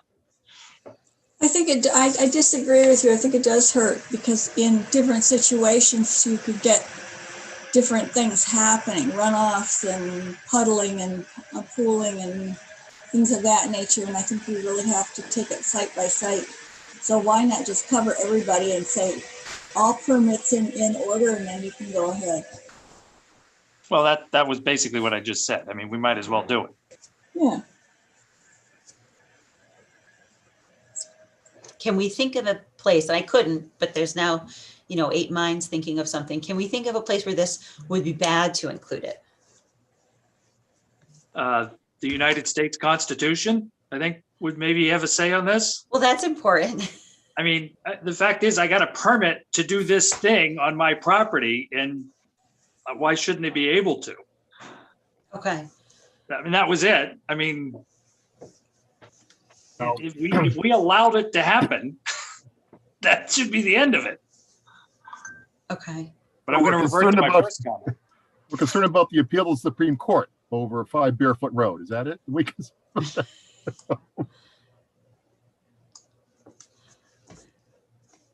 I think the general consensus is that to add it is not going to be obtrusive. So let's just make a motion to add it. As tasteful as it may be. Yes. Yes. Well, I don't want to, there is state law that like someone can't come in and we say, no, you can't file till after you've gone to zoning. Like they have a right to come to us and zoning at whatever schedule or pace they decide. We can't prohibit their movement through the town boards. I don't think this does that. I'm hoping I worded it right. It's just they can't put the shovels in the ground. It's worded fine. This is fine. Okay. It also includes erosion control devices. So you can't install those either? Yep, no work may proceed.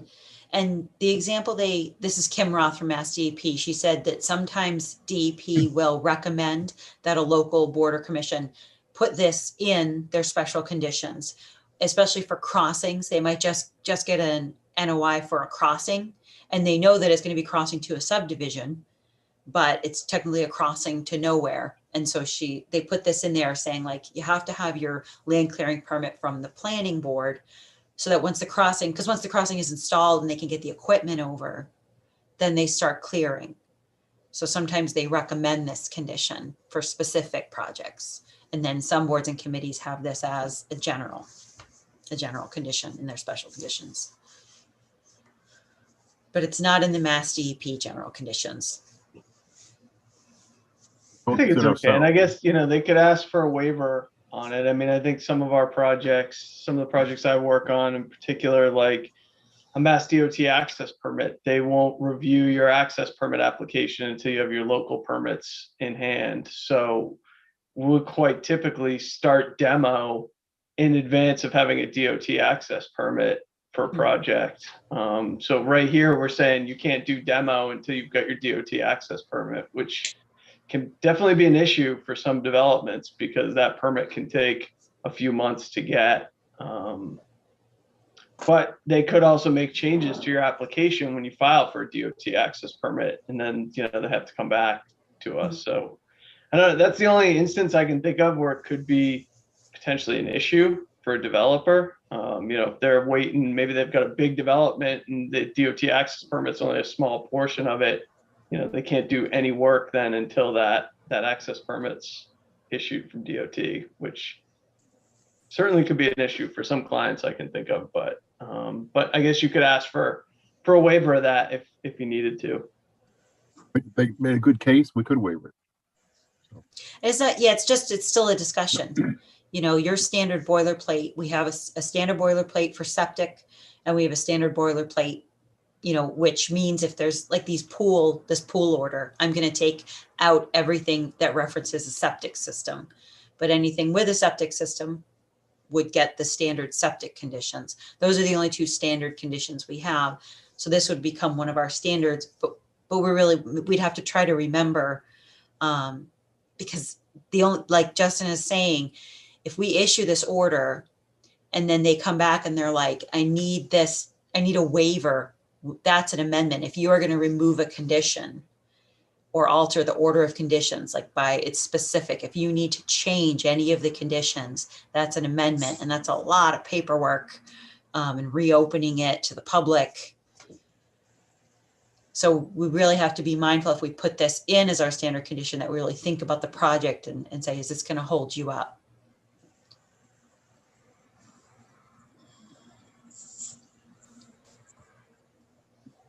Other boards and committees, I don't know, Kelly, if you do this, but when I don't know if you guys know this, I served on the Worcester Concom for 9 years, and we had a checklist, And they actually go through every single condition, yes or no. And, you know, they kind of run them through like, okay, let's look at this order. Let's keep 1 through 20, not 22. So we could create a checklist of the standard. And then and you don't even have to, like, everyone used to get a copy. We used to have to all vote on it. I could just have the standard checklist up. I could create one like for administrative use of our standard boilerplate. And as we discuss the special conditions, I could type right in the special conditions that we just talked about at the meeting, but also say, hey, do we want, I almost always bring up permanent markers. That's the best example. Do we want permanent markers on this site? So I could just add this to our list. Seems like a good idea. I like it. It's similar to what we do in Westboro. You have like a checklist? Yeah, but it's Sherry, not the admin, she's like the assistant Concom agent. She goes through the checklist. So she's like the first line of defense. Okay. Did you go through it at the meeting or prior to the meeting? Prior to the meeting. Okay. There's a lot of pre-meeting meetings before the meeting.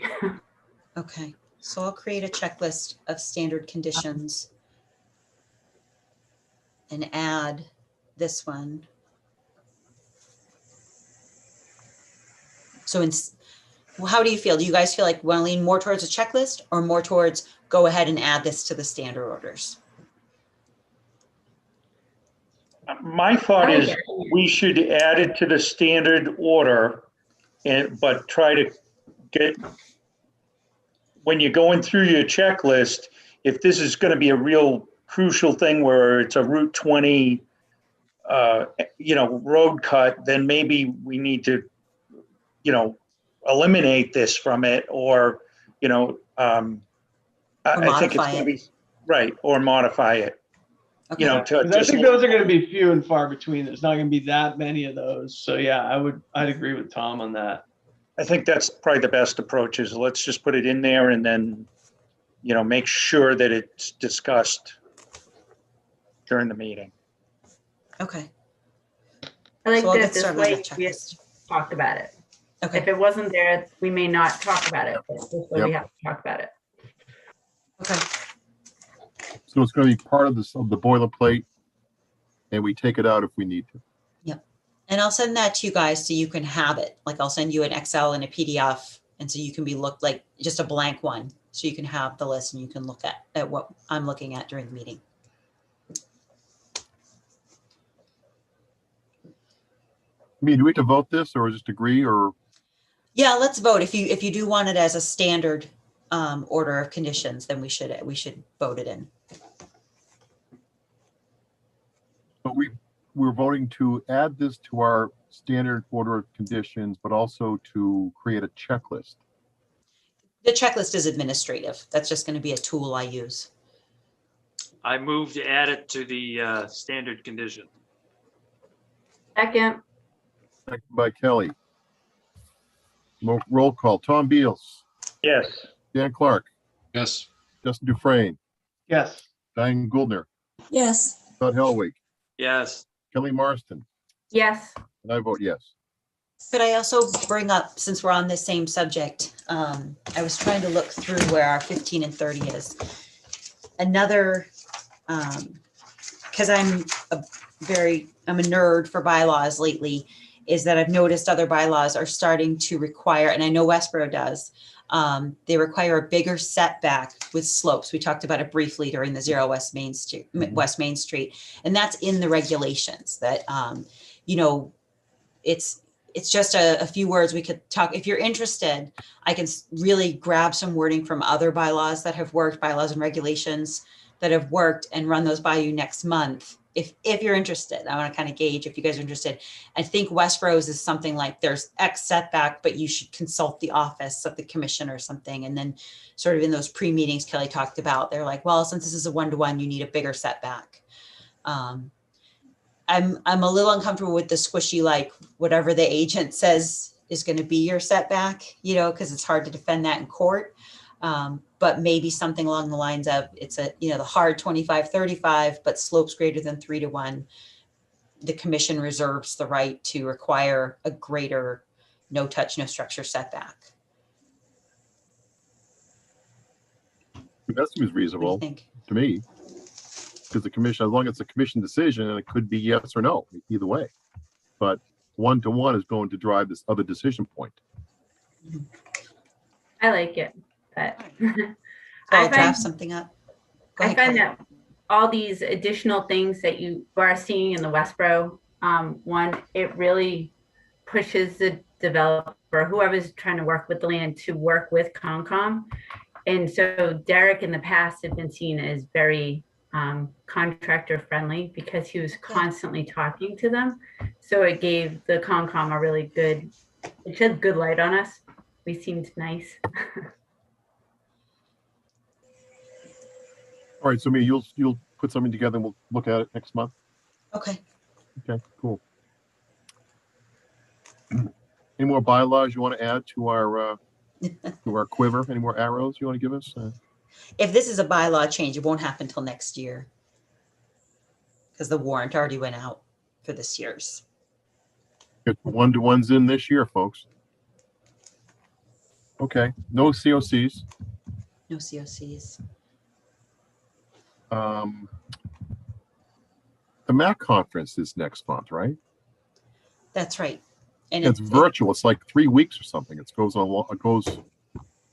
Okay. That's true. There were a couple of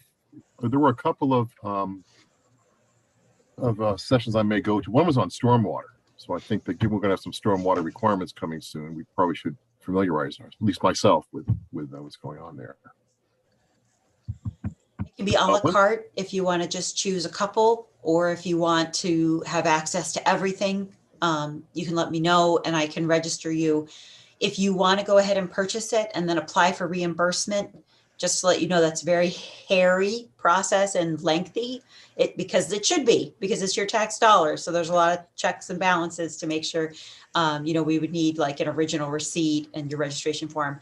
So it might be easier if you let me know, hey, Mia, go ahead and register me for this. That's what we've done in the past. So Okay. if you want to attend, let me know. Do you know when the cutoff is for that, Mia, by any chance? I just got an email about it. I got an email too. I read it this week, but Let's see.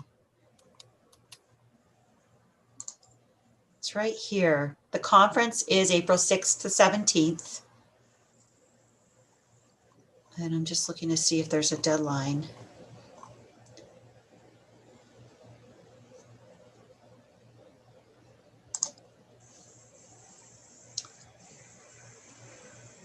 There's no deadline listed. Oh, online registration is available until 4/17/2021. And the actual event is 4/6 to 4/17. So you can register even after it starts.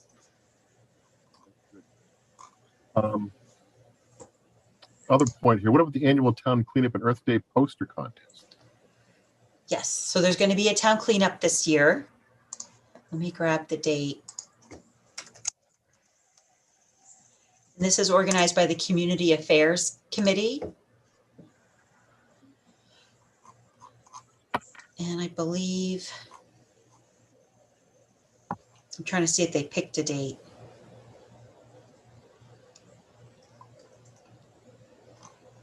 I don't know if we have a date. They are doing an online sign up.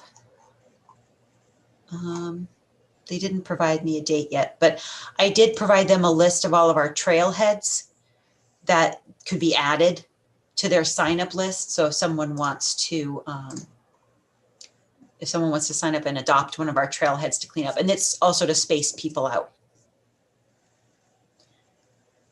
Let me see if it's on their website with a date. No.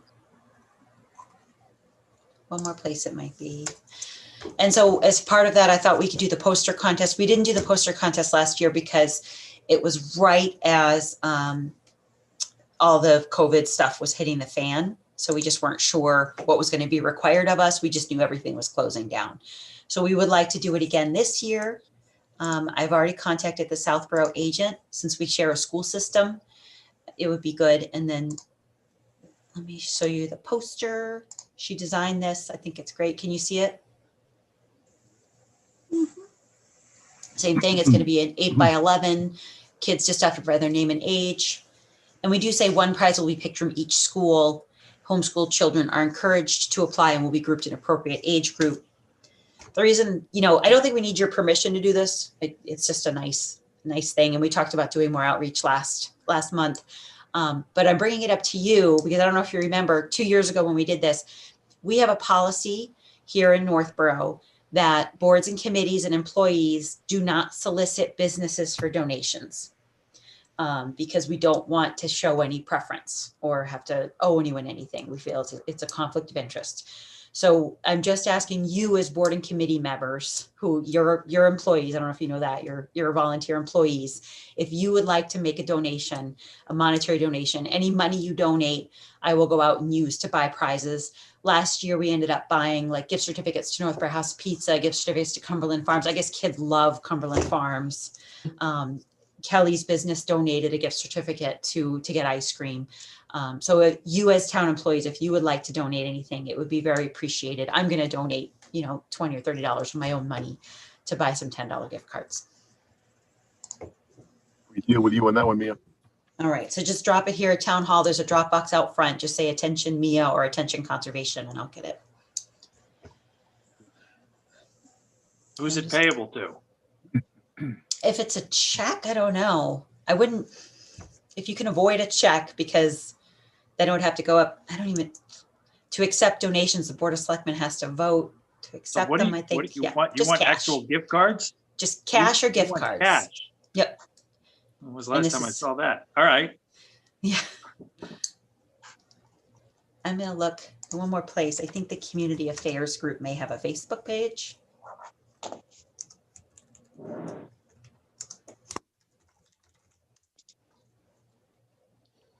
While Mia's doing that, let's talk about the April meeting is April 19th, correct? That's a Monday. Thank you. That's Patriots Day.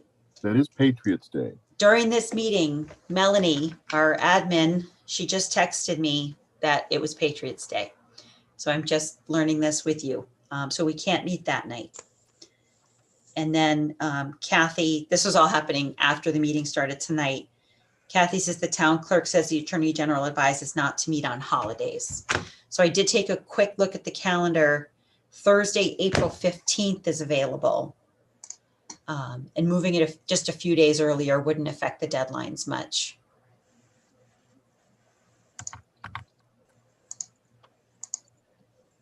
I'm good with doing it on the 15th.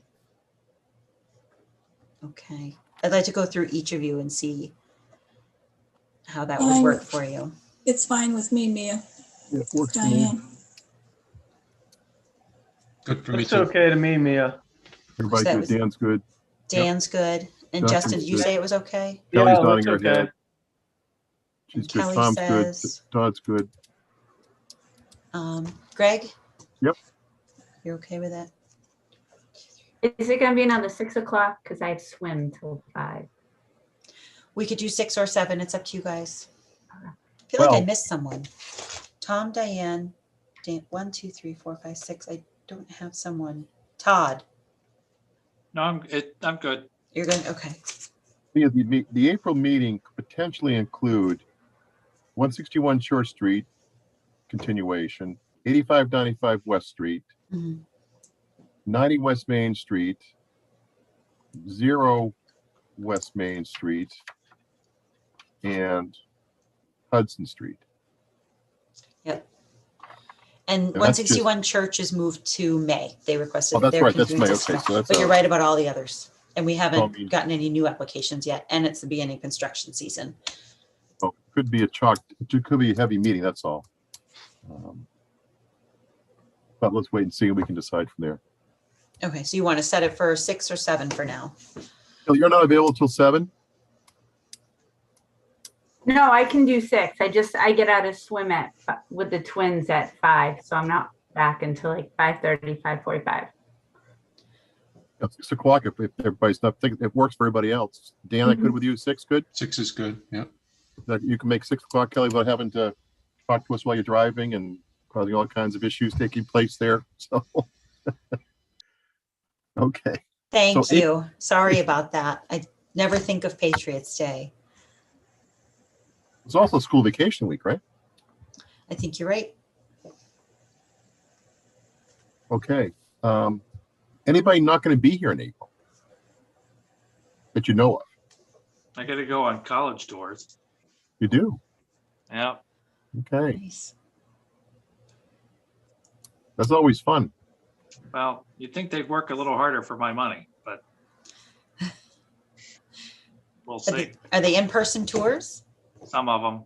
Some of them.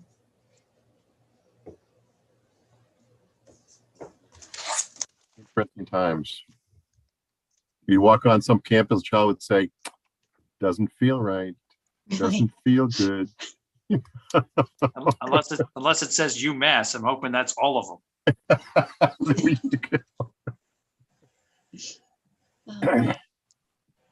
Did you hear UMaine will match UMass? I can't get her to go to UMaine. For some reason, she won't even consider it. Oh. It's cold and miserable. She'd love it. I don't understand why. It's what she wants. Yeah. So Todd, you may or may not be here, but we'll, Yeah, we'll, who we'll, cares? we'll see. We'll we hope you are. So, anything else going on, Mia? I think that's everything. Really? No violations? No, everything. I mean, this is when it's going to start, the ground's thawing. Awesome. So everything that wasn't stabilized, just give me a call if you see anything. I'm back out on site, so getting out more. Oh, my schedule is going to be weird for the next month. And then by the end of April, it'll be like pre-COVID. I'll be in the office 5 days a week. And I usually am late like one day to get my little boys on the bus. But it is going to be weird just for the next few weeks as we juggle. My kids are going back to school and my mom isn't vaccinated. My mom is my main child care. So I just have to wait for her to get vaccinated because she can't be around school germs. You know how it is. So it's going to be, you may call and I won't be here. I might be here, but I'll always be working from home. And then site visits will be limited. But then end of April, that's really close. That's like a month away. It's going to be like pre-COVID. So nice to get back to normal. We're moving in that direction. Yes. All right. Nothing else? Then we can adjourn if you so see fit. I don't So have anything moved. else. Todd, Second. is there a second by Kelly? Vote to adjourn. Tom Beals, Yes. Dan Clark, Yes. Justin Dufresne, Yes. Diane Goldner, Yes. Todd Helwig, Yes. Kelly Marston, Yes.